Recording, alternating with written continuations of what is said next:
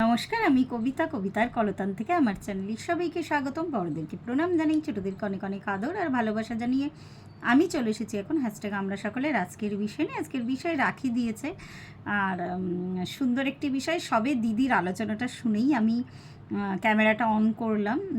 দিদির আলোচনার পরে সত্যি কথা বলতে আর কিচ্ছু বলার নেই। তো বিষয়টা আগে বলিনি।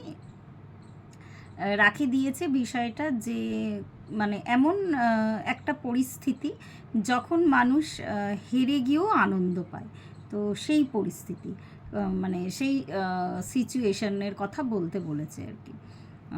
তো আমি এক্স্যাক্ট ঠিক সেন্টেন্সটা বলতে পারবো না।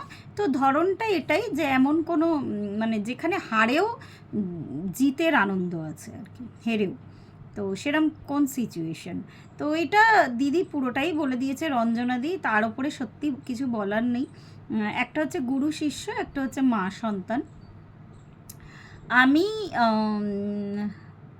আমার স্টুডেন্টদের যেই টিউশন করছি বা করতাম, এখন অবধি কন্টিনিউ করছি। আগে তো প্রচুর টিউশন ছিল। তো আমি না একটা জিনিস দেখতাম, যখন ওরা আমাকে কিছু শেখায় বা আমার কোথাও একটা হয়তো আমি ভুল বলে ফেলেছি বা ভুল করে ফেলেছি, হয়তো মাঝে মাঝে তাড়াহুড়োতে বা একটা লিখতে গিয়ে আমি অপর একটা কিছু বলে দিচ্ছি। অনেক সময় হয় কি, কনসাস মাইন্ডে না থাকলে মানে অন্য একটা কিছু ভাবতে ভাবতে হয়তো ওটা আমি বা একজনকে দেখাতে দেখাতে ওকে বলতে গিয়ে, তো তখন যদি আমাকে কারেকশন করে দিত আমার ভীষণ আনন্দ হতো।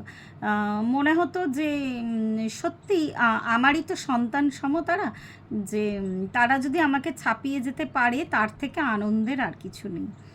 আর সন্তানও ঠিক, সন্তানও এইরমভাবেই যখন একটা সময় থাকে যখন মা শেখায়।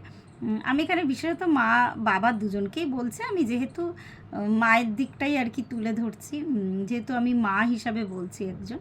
তো যখন আমরা ছোট্টবেলায় ওদেরকে লিখতে শেখাই, পড়তে শেখাই, ওদের ভুল হলে ওদেরকে বকি, আবার ঠিক হলে যেমন ওদের পুরস্কৃত করি আর কি, বা ভালো কথা বলি, ঠিক এইভাবেই তো আমরা ছোটো থেকে বাচ্চা গড়ে তুলি।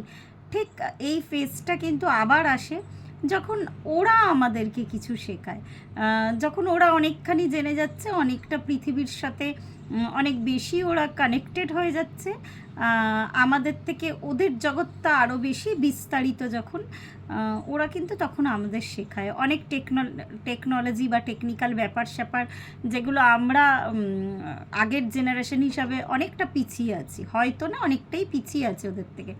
তো ওরা কিন্তু আমাদের শেখায়, তখন সত্যি ভালো লাগে। তখন মনে হয় যে নিজের মধ্যেই নিজে একটা প্রাউড ফিল হয়। প্রাউড ফিল মানে এই নয়, এখানে নেগেটিভ অর্থে নয় যে আমার সন্তান পারছে, এরকম কোনো ব্যাপার না। সকল মায়েরই এই ক্ষেত্রে খুব গর্ব হয়। যেমন টিচার হিসাবে আমার এটা ভীষণ আনন্দ হতো যখন ওরা আমাকে ছেড়ে এগিয়ে যেত বা আমার থেকে বেশি কিছু জানতো। তো এইটা তো ভীষণ সত্যি কথা, ভীষণ কমন একটা মানে দিদি বলেই দিয়েছে, আবার আমি বলছি। আজকে মনে হয় প্রত্যেকের আলোচনাতে একই বাক্য বিভিন্নভাবে ধ্বনিত হবে যে সত্যি এই দুটো ক্ষেত্রে কিন্তু আমরা হেরে যেতে রাজি আছে। আর বাকি কোনো ক্ষেত্রে আমরা কিন্তু জীবনের লড়াইয়ের ক্ষেত্রে আমরা কিন্তু হারতে রাজি নই। আমরা যতবার পড়ে যাই ততবার আবার সেই লাইফ ফোর্সকে বজায় রেখে বা জুটিয়ে এনে আমরা কিন্তু উঠে দাঁড়াই। তো সেই ক্ষেত্রে আমরা কেউই হারতে রাজি নই। আর একটা কথা বলি, আমার একটা সিনেমা মনে পড়লো দিদির আলোচনাটা শুনতে শুনতে। সেটা হচ্ছে হামি টু। হামি টু, হ্যাঁ, নন্দিতা চক্রবর্তী আর শিবপ্রসাদ মুখার্জির সিনেমা। তো খুব সুন্দর। ওরা তো, ওদের জুটিটা তো এমনিই আমরা জানি কত সুন্দর সুন্দর ছবি আমাদেরকে উপহার দিয়েছে। তো শিবপ্রসাদের এমনিই মানে ভীষণ বড় ফ্যান আমি। আগে ছোটোখাটো সিরিয়াল করতো অনেক আগে আর কি, তখন আমরাও ছোট, তখন থেকেই ভালো লাগতো। তো এখন ওনার যে মানে এত প্রতিভা, এত গুণ এখন তো বোঝাই যায়। সঙ্গে এত সুন্দর সুন্দর আমাদের ছবি উপহার দিয়েছে। তো যাই হোক, আরও অনেক গুণ আছে ওনার। তো আমি এই সিনেমাটার কথা বলি। এই সিনেমাতে মানে যেটা ছবিটার মূল বক্তব্য দেখিয়েছিল, যেটা আমাদের দুটো বাচ্চার মধ্যে এখন যেরকম রিয়ালিটি শো হয়, তো সেরকম একটা কম্পিটিশন, কোন বাচ্চা কত তাড়াতাড়ি ক্যালকুলেট করতে পারে। তো এখানে ওরমই দেখাচ্ছিল। তো ক্যারেক্টারগুলো বলি হয়, এটা ঠিক ফিল্ম রিভিউ দিচ্ছি না, আমি এটা বোঝাতে গিয়ে বলছি আর কি। সত্যি সিনেমাটা দেখে একটা মানে ভেতরটা একটা কোথায় যেন ছুঁয়ে গেছিলো, যে যেটা আমাদের বড়দের মধ্যে থাকে, আমরা বড়রা অনেক কিছু মেনে নিতে পারি না, বাচ্চারা অতি সহজে সব কিছু মেনে নেয়। তো সিনেমাটার আর কি প্রেক্ষাপটটা এরকমই যে গার্গী রায়চৌধুরী আর শিবপ্রসাদ, উনি নিজে অভিনয় করেছেন, উনি তো অভিনেতা এমনিতেও। তো ওনাদের যে সন্তান ছেলে, তো সে আর কি খুব তাড়াতাড়ি ক্যালকুলেট করতে পারে আর কি।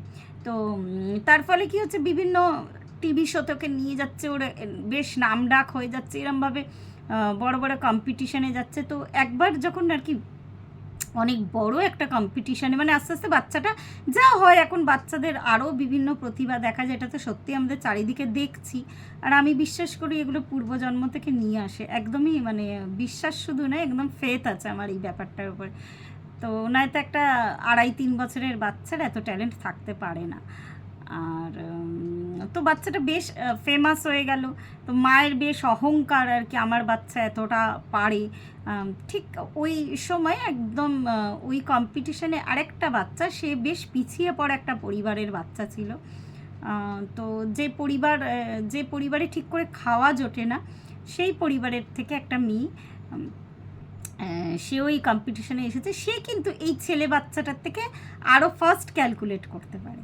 তো তাদের পরিবার অনেক আশা করে আছে যে প্রাইজ মানিটা পাবে, তাই থেকে পরিবারের মানে তার ঠাকুমার রোগের চিকিৎসা হবে। তো এরকম বেশ পিছিয়ে পড়া ফ্যামিলি, গ্রামে থাকে। আর যে মাস্টারমশাই পড়ায়, ফ্রিতে পড়ায়, সেও অনেক আশা নিয়ে আছে এই মেয়েটা জিতবে। তো এই দুটো বাচ্চার মধ্যে এত সুন্দর বন্ধুত্ব হলো, কম্পিটিশনটা বড়দের মধ্যে কিন্তু বাচ্চাগুলোর মধ্যে না, এত ভালো একটা বন্ধুত্বের পর্যায়ে গেল, যেখানে গিয়ে মেয়ে বাচ্চাটার, যার সত্যি ভীষণ টাকাটার দরকার ছিল, যার ফ্যামিলি, ওই ছোট বাচ্চা কিন্তু ওইটুকু সেন্স ছিল ওদের বোঝার মতো, সে যখন ফাইনাল আনসার যখন আর কি দিতে গেল, যখন লাস্ট কাউন্টিং হচ্ছে, তখন না মেয়ে বাচ্চাটা চুপ করে গেল ইচ্ছা করেও, মানে এখনও বলতে গিয়ে আমার চোখে জল আসছে আবেগে। ও ছেলে বাচ্চাটাকে, মানে ওর বন্ধুকে বলার সুযোগ দিল। তো ওর বন্ধু জিতে গিয়েও হেরে গেল। বন্ধু বুঝলো যে ও ওই মানে আর কি ওই যে মেয়ে বান্ধবীটা আর কি, ও জানতো আনসার, ও ইচ্ছা করে দিল না। তো ভীষণ একটা হৃদয়স্পর্শী একটা সিনেমা আর কি, যেখানে হেরে গিয়েও সে জিতে গেল। পরে বড়রা রিয়েলাইজ করলো যে ব্যাপারটা কী। তো বলতে গিয়ে এখনও না বুকের ভেতরটাকে একটু অদ্ভুত মানে খাখা করছে আর কি, যে একমাত্র বাচ্চারাই পারে যে হেরে গিয়েও জিতে যেতে, বা অন্য কাউকে জিতিয়ে দিতে। তাদের মধ্যে এখনও কিন্তু সেই ইঁদুর দৌড়ের কম্পিটিশান নেই। তো এরকম সত্যি এরকম কিছু ক্ষেত্র আছে। যেমন আমি এটা বলবো যে অনেক পরিবারে এরকম স্বামী স্ত্রীর মধ্যেও দ্বন্দ্ব থাকে বা কম্পিটিশন থাকে কোনো কোনো ক্ষেত্রে, যে আজকাল তো আরও বেশি দেখা যায়। আমার মনে হয় সত্যি আমরা যাদেরকে ভালোবাসি, মা সন্তানের ক্ষেত্রে তো 100%, সেখানে মনে হয় যেন আমার স্বামী জিতুক আমার জায়গায়, আমার স্বামী জিতলে সেটা আমারই জয় হয়। এটা খুব, আমি প্রচণ্ডভাবে আধুনিক মনস্ক, আমি বারবার বলি, বা সেরকম খুব একটা না কুচো আমার, মানে খুব যে একটা ট্র্যাডিশন মেনে চলি, খুব শাখা সিঁদুর পরি, তা হয়তো নয়, বা খুব যে মানে পুরনোপন্থী বা ট্র্যাডিশনাল ভাবনা চিন্তার মানুষ আমি নই। কিন্তু তা সত্ত্বেও আমি কেন বললাম, এই ক্ষেত্রে আমার মনে হয় যেন ভালোবাসা যেতে আর কি। তো এটা সত্যি হয়, তখন মনে হয় যেন ও জিতুক, ও জিতলো আমারই জয় আর কি। তো এরকম সত্যি কিছু ক্ষেত্র আছে যেখানে ভালোবাসার মানুষ জিতলে তখন মনে হয় যেন এই জয়টা নিজেরই। সেই ক্ষেত্রে দিদি খুব সুন্দর বলেছে, যে ক্ষেত্রে অপশান থাকে, যেমন দুটো দেশের মধ্যে যুদ্ধ হচ্ছে, সেখানে অবশ্যই আমি চাইবো আমার দেশ জিতুক। যে কোনো খেলা, ক্রিকেট হোক, ফুটবল হোক, যে কোনো গেম হোক, দৌড় হোক, সেখানে অবশ্যই আমরা চাইবো আমাদের দেশ জিতুক। তো এই ক্ষেত্রগুলো তো অবশ্যই এখানে আলাদা, কিন্তু এই হারের জায়গাগুলো যেখানে মানুষের হেরে গিয়েও প্রশান্তি আসে, তো সেই ক্ষেত্রগুলো এরকম বিশেষ কিছুই ক্ষেত্র আছে। তো আজকে এই পর্যন্তই বললাম, আর একবার বলছি রঞ্জনাদি পুরোটাই বলে দিয়েছে, কিছু আর বলার নেই। তারপরে পরেই আমি ভিডিওটা দিলাম। আর আজকে প্রত্যেকেরটা অবশ্যই মোটামুটি রেগুলার শুনি, একজন দুজনেরটা মিস হয়ে গেল আবার সেটা পরের দিন শুনি। তো আজকে মোটামুটি প্রত্যেকেই একই সুরে হয়তো কথা বলবে। ধন্যবাদ, প্রত্যেকে ভালো থাকবেন, পরিবারের সকলকে ভালো রাখবেন। রাখিকে ধন্যবাদ আর একবার আরও বিষয় দেওয়ার জন্য আহ্বান জানাচ্ছি। আর আমার মনে একটা বিষয় এসেছে, আমার তো মানে কি বলবো, সূক্ষ্ম বিচারধারা হয়, মানে চিন্তা ভাবনা হয়তো আমার কম, বেশি বিষয় আসে না মনে।